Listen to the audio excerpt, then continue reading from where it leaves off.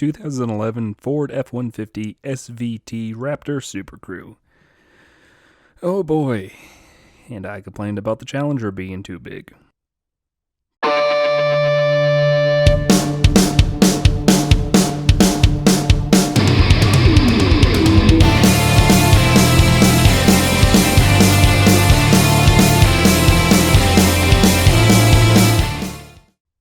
Here we are, folks, the perfect reflection of American taste and excess. A giant pickup truck with a giant V8, made purely the jump in the desert, and often seen roaming city streets. I complain a lot about how modern trucks are just too big, and yeah, this is the big one. But there is a caveat with this truck. It's a factory performance truck that is built to take a beating. This truck simply works. Instead of simply giving the buying public a jacked up F-150 so the kids could pay Ford directly instead of paying for a third party to put a lift kit on their truck, Ford went ahead and essentially gave the said buying public a factory Baja racer. It's big, it's dumb, and it puts a huge smile on anyone's face who drives it. To cover the history of the Raptor, we first must cover the history of Ford's Special Vehicle Team. Originally formed in 1983 as Special Vehicle Operations, SVT is Ford's in-house tuner branch. Think of it as Ford's AMG or M Division. Now, keep in mind this is purely in the States, as the European market got the Team RS Division and Australia got Ford Performance Vehicles. The first model for this team was the 1984 Ford Mustang SVO, which saw the implementation of Ford's 2.3-liter Turbo 4 that saw the rounds in the 1980s. That car was an extremely limited run over 3 years, and wouldn't be until 1993 before we saw another vehicle from the team, which by then was renamed SVT. 1993 saw the introduction of two models from the team, the Mustang SVT Cobra and the F-150 SVT Lightning. Now, the first Lightning was fairly tame, seeing a slightly hopped-up Windsor V8 over the normal 351, but the second gen got really fun. For the 1999 Lightning, SVT slapped a supercharger over the 5.4-liter Triton V8, which produced a very good 360 horsepower for the time. When the 11th generation F-150 was introduced in 2004, it didn't carry on with the 3rd gen Lightning, as the team was then dedicated to the GT supercar. At the end of the decade, the next hot F-150 would go in a totally different direction. Instead of being a fast street truck like the Lightning, the Raptor instead channels everyone's desire to be a Baja 1000 champion and bolts plenty of very good off-road parts on the normally unassuming F-Series. Fox Racing internal bypass shocks, and a complete suspension reworking provides 11 inches of travel in the front and 12 in the rear. And an electronic lock and rear differential in the rear, and a limited slip front that became standard in 2012. Hill descent control helped off-roading. Sport mode turns traction control off, and full off-road turns off all the electronic nannies outside the ABS. Auxiliary lights galore, and plenty of skid plates and armor to take on the trails. Underneath the hood sits Ford's 6.2-liter Boss V8, a single overhead cam engine that shares much with Ford's modular family of engines. The motor was originally known as the Hurricane, but Hurricane Katrina's wrath in 2005 saw the sudden cancellation and revival of the project under a new name. Starting in 2010, the Raptor would be the first application of the Boss engine. Producing 411 horsepower and 434 foot-pounds of torque, the engine is the motor that the Raptor deserved from the start, after the lackluster reception of the standard 5.4-liter Triton V8. With all the engineering and design to produce what is essentially a street-driven Baja toy, the common complaint was that the 5.4, despite being a fine engine for the standard F-150, was simply not enough engine for the Raptor. The Boss V8 was so much of a welcome change that the 5.4 would be dropped completely in 2011. That year also saw the introduction of the 4-door SuperCrew variant of the Raptor.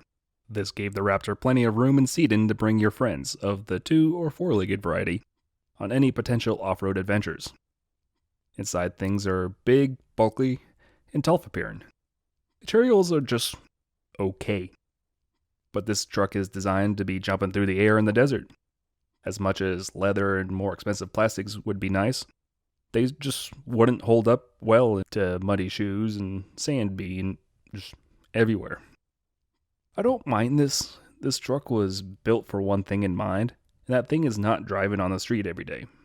You do have some nice additions over the normal F-150, like these giant switches for the auxiliary lights, and the switch for the electronic locking differential. Now, out on the street, the Raptor is shockingly good.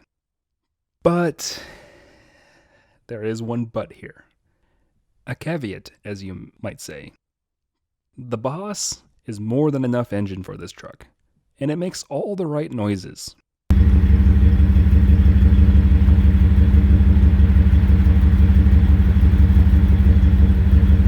Step on the loud pedal while making a turn, and the Raptor will gladly slide about. The specially designed suspension, with its 11 inches of travel, simply eats up any bumps and blemish in the road. This is a fun truck.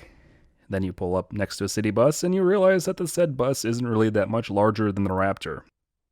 The Ford F-150 SVT Raptor SuperCrew is one tall automobile, and you feel it in traffic.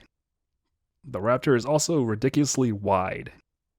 Pretty much as wide as the city bus, and it fills up the lane with very little to spare.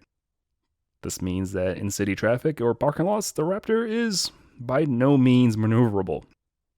Am I upset over this? No, because the truck was not designed for this. Yet we see them everywhere on the streets. And that's kind of a side effect of the rise in bro-dozers. Giant trucks with giant wheels and tires and giant suspension systems that hang down and shouty paint and graphics and the Carolina Squat. Is that thing... what is that? That's just like a half-built suspension system. But unlike a bro-dozer, the Raptor is actually usable as an off-road vehicle. Most bro-dozers will break down if you do anything outside of some sliding about in some thin mud, but the Raptor was built to take a beating in the desert. The Raptor is an amazing feat of engineering that I'm shocked it was even greenlit in the first place. Coming out of the 2008 financial crisis, Ford saw that people were buying up trucks again, and had seen for the longest time that they were lifting them and installing big mud tires on them. Instead of simply slapping a lift kit and some tires on it, Ford gave us something better. They went the extra mile and over-engineered this fantastic off-road beast. They then offered it in some shouty colors like this blue flame and applied some shouty decals and gave it some own unique sheet metal to help stand out from the crowd. It is everything you want from bro-dozer, but it actually works off-road. And thus, I can't be angry at the Raptor. Anyways, this particular Raptor was purchased a couple years ago when the owner first moved to Florida. He'd walked into a dealer and intended on buying a Ram 1500, but then he saw this 2011 Raptor on the lot for about the same money as the new Ram, and he just kind of said, fuck it. He figured that he'd never have a chance to own a Raptor again with their increasing values, especially the first generations, and he jumped at the jumpy truck. He loves it and is not afraid to use it as an actual truck. Now, this particular Raptor came from Massachusetts, so it has a little bit of flaking underneath on the chassis and some of the suspension. It's also seen plenty of abuse, and it shows up in places like the tailgate that doesn't exactly open and close on command. This era Ford truck used a plastic latch for the tailgate, which has a tendency to break. Often. The owner has had to fix it a couple times in the past, and of course it decided to act up again while filming. The grill is also cracked after he had an empty refrigerator box fly over the median on the highway. And of course, not being able to react in time, he annihilated it at around 70 miles an hour. It happens sometimes. He plans on fixing both in the nearby future. He also plans on returning it to the original wheels and BFG all-terrains, as he just really doesn't like the look of the aftermarket wheels. I don't blame them. The original wheels were pretty good, and yeah, these ones kind of look cheap compared to those. Now, the second generation Raptor came after the introduction of the 12th generation F-150, and of course it got even bigger and shoutier than the original one. But it also lost the Boss V8 as Ford decided to focus on the EcoBoost V6. It's It's great. It's a great truck. But honestly, there's something to be said about the lack of the V8 growl and roar, as just the EcoBoost doesn't sound as good, which is kind of something I would kind of expect out of a giant jumpy truck. And that's kind of the reason why, or one of the reasons why I kind of prefer the original Raptor over the new ones. The Boss V8, despite being heavier, I think is a better fit for the Raptor. There's something to be said about unleashing that inner child and your foot hitting the floor and the roar of the V8 as you kick up rooster tails behind you. That, and I kind of like the more subdued styling of the original Raptor. It's big, but not as big. Anyways, Ford Raptor. A wonderful piece of over-engineering by Ford that we honestly don't need, but we love it anyways. And I'm just going to repeat it. It's so much more and so much better than your average bro-dozer. Have a good night, everyone. Thank you once again for watching another episode of Wookie Drives. This episode comes courtesy of an old friend of mine, Brandon of Jacksonville, Florida. Thank you so much for letting me drive your Raptor. What can I say? I'm a child at heart, and this truck feeds into that child. If you have a car or truck you'd like to see on the show and happen to be in the Charlotte, North Carolina area, you can submit your car or truck to the official Facebook page at facebook.com/WookieDrives. If you'd like to hear more of my rants or raves, or read them, as that's what you would do, please follow my Instagram and Twitter at WookieAutomoTV. Also be sure to like and subscribe. Please subscribe, please. And share and comment and all that jazz. Anyways, thank you so much for watching, and have a good night.